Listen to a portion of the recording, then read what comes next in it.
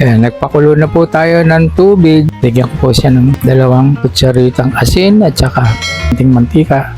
Ihuhulog na po natin yung noodles para lutuin yung spaghetti. Ayan po.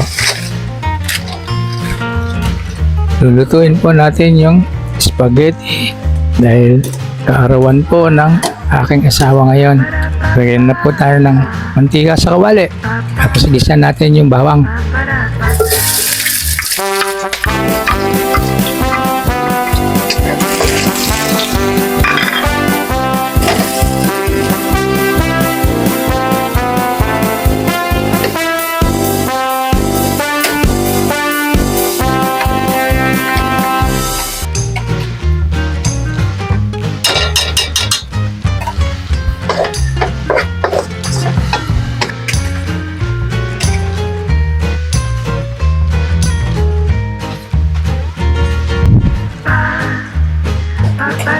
Saka po natin ibuhos ng original style na tomato sauce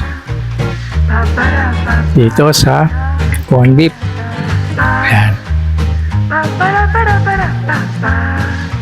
Tapos nating maigisa po yung bawang at sibuyas. Ihulog po natin yung corned beef. Pagkatapos ihulog po natin itong sauce na original style, Filipino style. Ayan. Atin pong haluin. Lagyan po natin ng konting seasoning. Konti lang. Halo po ulit. Tingnan po natin yung spaghetti kung al dente na.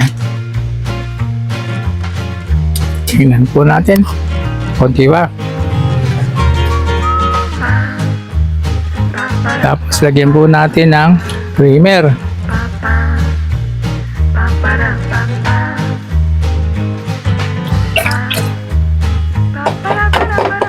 Haluin po natin.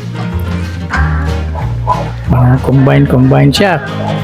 Mekos lang po. Yan. Al dente na ba ito? Tingnan po natin.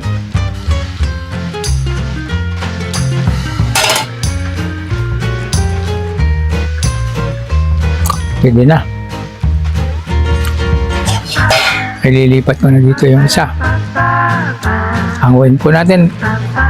Ilipat po natin ito dito para makikita siya mabuti ng camera. Yan na po siya, yung sauce niya.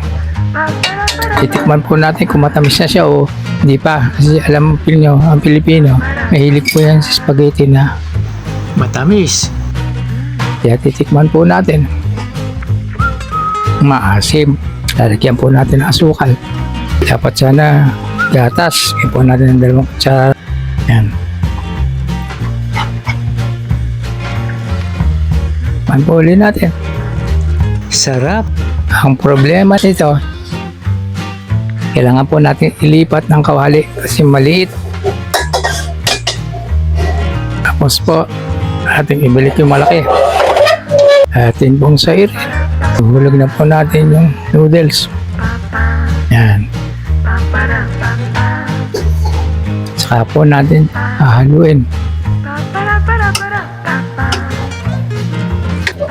Plating na po tayo.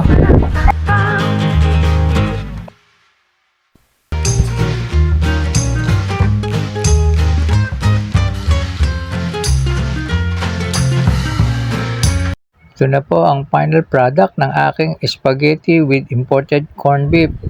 Special po ito. Try po ninyo. At sana po huwag kayong makalimot na mag-subscribe sa aking channel at i-hit nyo na din po ang notification bell para updated po kayo sa lahat po ng video na i-upload ko. Maraming salamat po.